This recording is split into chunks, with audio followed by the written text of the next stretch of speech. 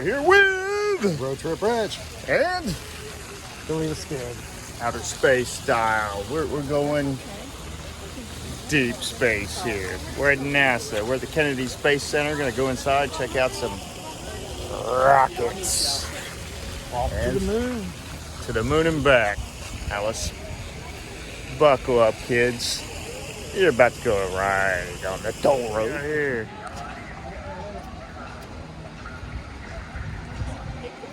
I haven't launched anything. What's this, Windows 8? Come on, man. Don't look like it's Refund. This is the only thing I paid for. What's this experience? Oh, this is disappointment. Where's the mouse? Is there a giant mouse somewhere? Here's our first peek of what they call the rocket garden. So, Rich, I've heard many times people say you're no rocket scientist. Oh, you hear that too? Yeah, so what do they mean by rocket scientist? It's pretty self-explanatory to me, right? What do you here. mean? Look at that. Rocket science made simple. Oh yeah, it doesn't get any simpler than that. After a quick glance at the plaque, Road Trip Rich made it very clear that he was ready to be a rocket scientist. And just maybe go to the moon. And I think we'd all love to see Road Trip Rich in a remake of the Don Knotts classic, The Reluctant Astronaut. That with Road Trip Rich's excellent abilities on a forklift and him just reading a plaque about rocket science, he could be our next astronaut. We will start a GoFundMe program to get him on the next SpaceX.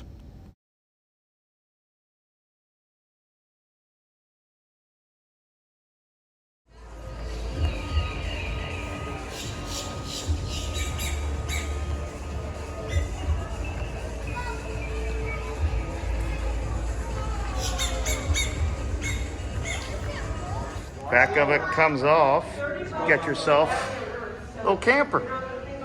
Space camping.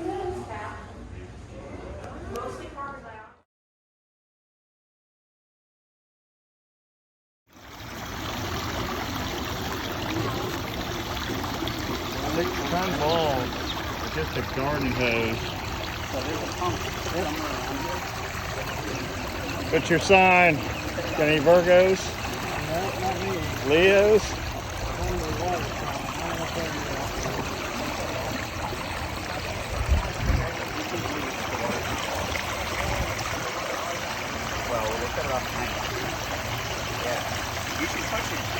Oh, I bet you Rich can't spin it. Give it a spin, Rich. Get your hands to... There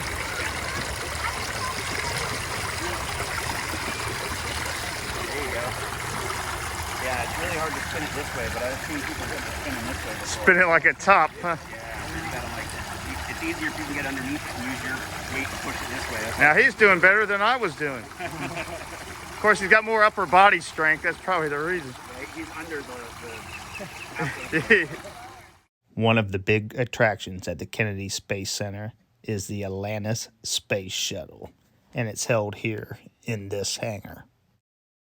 Space Shuttle Atlantis was NASA's fourth space shuttle, and this is just how she appeared when she landed on her last mission. Atlantis was in service for 26 years and flew 33 missions.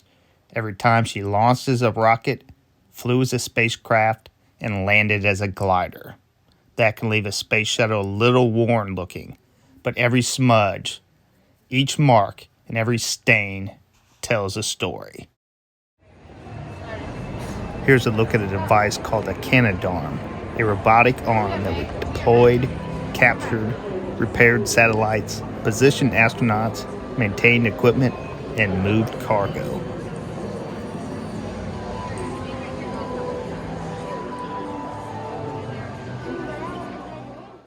Atlantis was manufactured by the Rockwell International Company and made its maiden voyage on October 3, 1985. On July 8, 2011, Atlantis embarked on its 33rd and final mission, which also would be the last mission flown by any space shuttle. The shuttle orbited the Earth over 4,000 times and traveled over 100 million miles.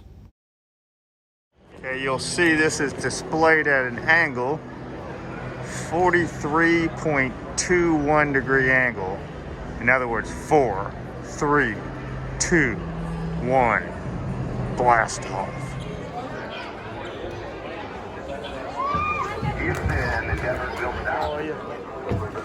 First Astronaut, no. Oh, second. Oh no, log jam in this.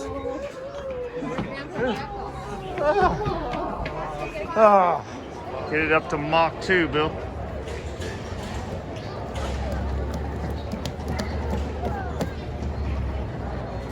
Yeah, Michelin.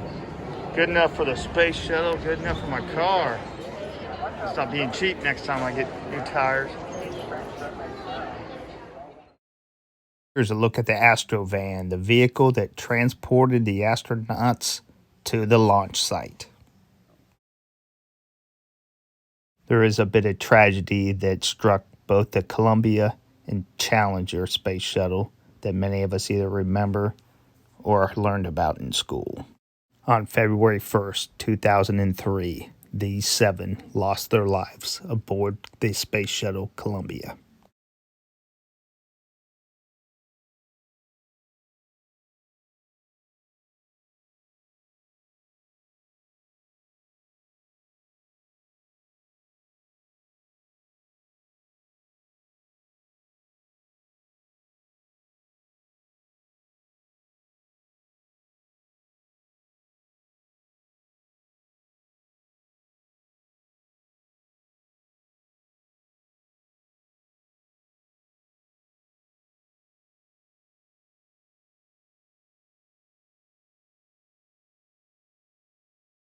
And on January 28, 1986, the Space Shuttle Challenger failed to make it into orbit.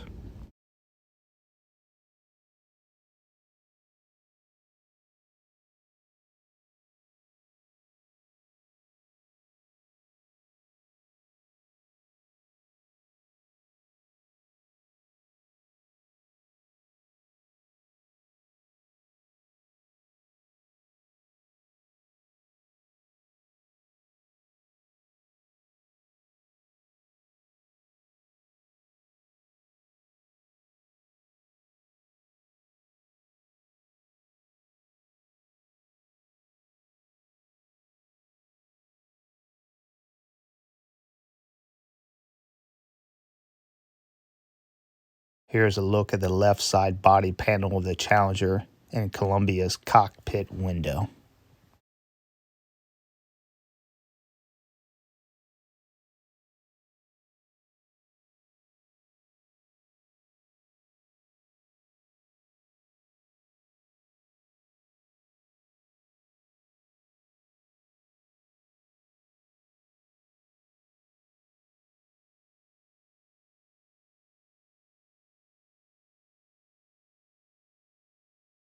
Just outside of where the Atlantis is docked, there's a memorial wall that honors not just those lost during the space shuttle program, but all of those lost during the space program since its inception.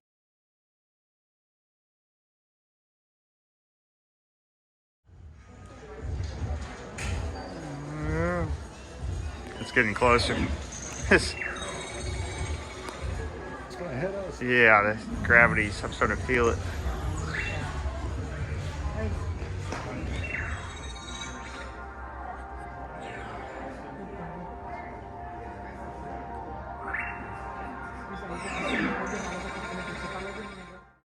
Now we'll take a visit into the Heroes and Legends exhibit. And this is Sigma 7 spacecraft, which was flown in 1962 by Walter Schirra Jr. and was part of the United States' 5th manned space operation, Mercury Atlas 8. And here are some artifacts from astronaut Deke Slayton, as well as another Hall of Fame astronaut, Buzz Aldrin. And kids, if you want to be an astronaut, you got to get good grades like Buzz did. Houston, do we have a problem? If they did, they'd know right here, because this is the Mercury Control Center, the brains of the operation of the early flights. A spacesuit actually worn by Gus Grissom during his flight on July 21st, 1961.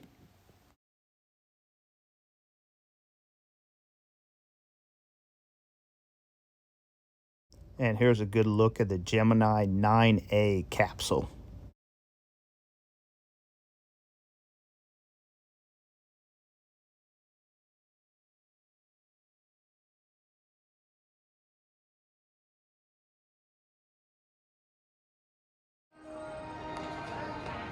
And here we take a look at the Astronaut Hall of Fame. And there was a few names that I expected to see here that I didn't. You know, Buck Rogers, or even Duck Dodgers, or maybe even Road Trip Rich hasn't quite made it on the wall here yet. And, you know, what about Luke Skywalker and those type of guys? Now, in all seriousness, there were a lot more inductees than I expected to see here.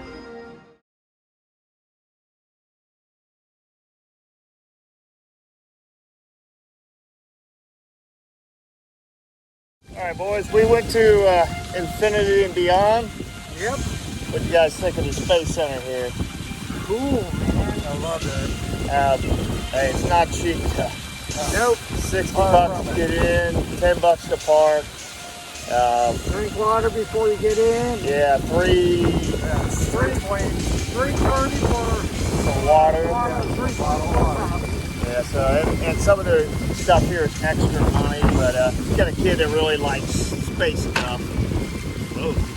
Sonic Boom. I think they had Sonic Booms here with this wind. Yeah. Good place to check out, though. That's gonna do it.